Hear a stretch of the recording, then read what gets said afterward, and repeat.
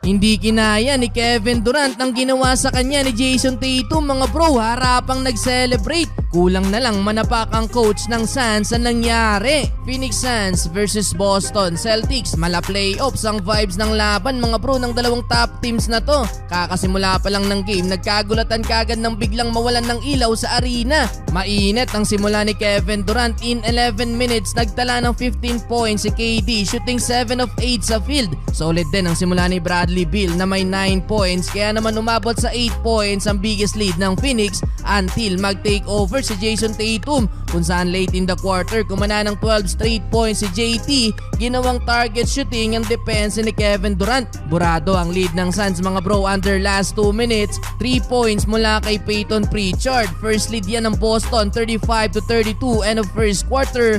14 points in total para kay Tatum. Second quarter habang pahinga si JT, kumana